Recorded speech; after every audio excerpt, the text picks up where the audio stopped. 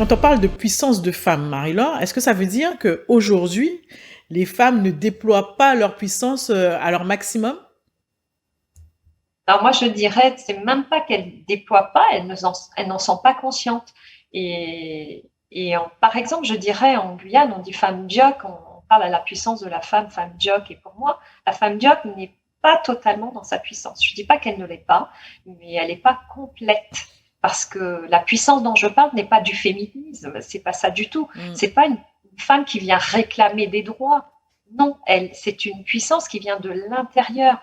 C'est-à-dire que c'est la mère, l'épouse, l'amie qui est là, sur qui on peut compter, la mère qui va être présente dans son foyer, qui va harmoniser les relations dans son foyer, qui va vraiment apaiser les tensions. C'est ça la puissance de la femme. C'est la femme qui va se lever parce que son enfant est en train de pleurer en pleine nuit, elle va l'entendre et elle a une connexion invisible avec cet enfant-là. Donc, c'est la femme qui est intuitive, c'est la femme qui est connectée à la Terre, qui est connectée au cosmos, qui est connectée à la Lune, qui parle et qui vibre avec la Lune. Et du coup, qui va ressentir à l'intérieur d'elle, qui va avoir une grosse part intuitive et qui va se dire non, je dois aller plus dans cette direction qu'une autre. Je n'ai pas d'explication rationnelle à ça. Mais en même temps, la femme puissante, elle a aussi cette partie rationnelle, c'est-à-dire elle est instruite, elle a la connaissance, elle a fait un grand parcours avec elle-même, elle a éprouvé différentes épreuves, des épreuves difficiles dans sa vie, et elle en a tiré une certaine sagesse, donc elle s'accomplit. C'est ça la femme puissante. Et ça veut dire que l'intuition féminine, c'est pas un mythe.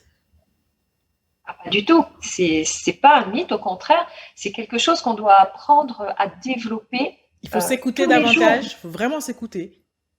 C'est plus que s'écouter, c'est-à-dire que c'est la petite voix que l'on entend dès le réveil matin ou dès qu'on doit faire un choix, prendre une direction et se dire qu'est-ce que je fais, qu'est-ce que j'ai entendu en premier, qu'est-ce que j'ai vu en premier, et suivre cette voie-là. Et moi, ma carrière, je l'ai bâtie comme ça, c'est-à-dire à partir du moment où j'ai décidé de, comme on dit en américain, shifter, donc créer un grand changement dans ma vie. Qu'est-ce qui a créé ce changement dans ma vie?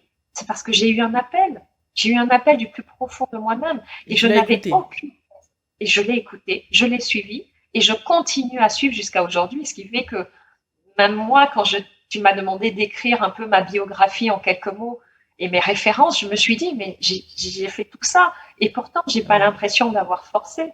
Et ça, c'est fait et ça, c'est accompli et ça reste dans la pierre aussi.